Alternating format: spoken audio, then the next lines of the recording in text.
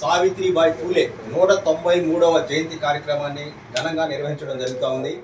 ఈ కార్యక్రమంలో పాల్గొన్న కాపు నాయకులందరికీ కూడా ఆంధ్రప్రదేశ్ రాష్ట్ర కాపు నాడు నుంచి ధన్యవాదాలు, శుభాభినందనలు కూడా తెలియజేస్తూ ఉన్నాం. సావిత్రిబాయి పూలే మహారాష్ట్రలో జన్మించి తను 12వ ఏట పెళ్లి చేసుకుని 18వ ఏట వరకు తన భర్త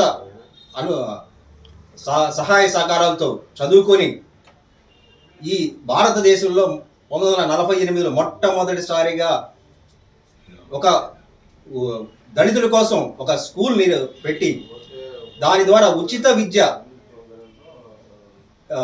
చేస్తూ ఉండేది. తను ఆ రోజుల్లో కూడా మన బ్రాహ్మణ ఆధిపత్యం జరిగేది. ఆ రోజుల్లో వాళ్ళు ఈమె చదువు చెప్పడానికి వెళ్తుంటే పేడ నీళ్లతో సత్కారం చేసేవాళ్ళు.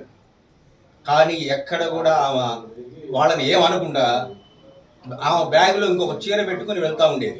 వెళ్ళి స్కూల్కి వెళ్ళగానే ఈ పేడ పడ్డ చీరని తీసేసి పక్కన పెట్టుకొని వేరే చీర కట్టుకొని పిల్లలకు చదువు చెప్పి మళ్ళా ఇంటికి వస్తా మళ్ళా ఆ పేడ కళ్యాణ చల్లిన చీర తీసుకొని ఇంటికి వచ్చేది. అటువంటి పరిస్థితులు కూడా ఎదుర్కొని మహిళల కోసం మొట్టమొదటిసారిగా స్కూల్స్ ప్రారంభించిన మహాతల్లి మన కాపు మహిళ.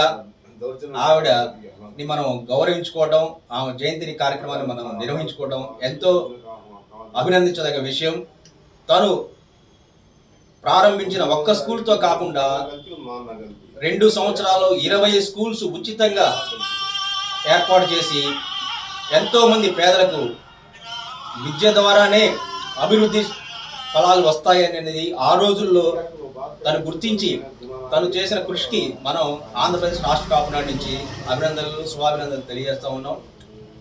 ఆ కార్యక్రమాన్నే మనం భారతదేశ ప్రభుత్వం మొత్తం కూడా ఈరోజు మహిళా ఉపాధ్యాయురాల మహిళా దినోత్సవంగా ప్రకటించారు. దానికి కూడా ప్రభుత్వాన్ని అభినందిస్తూ ఉన్నాం. ఆ కార్యక్రమాన్ని మన రాష్ట్ర కార్యాలయంలో చేసుకోవటం మనందరికి కూడా ఎంతో ఆనందించదగ్గ విషయం.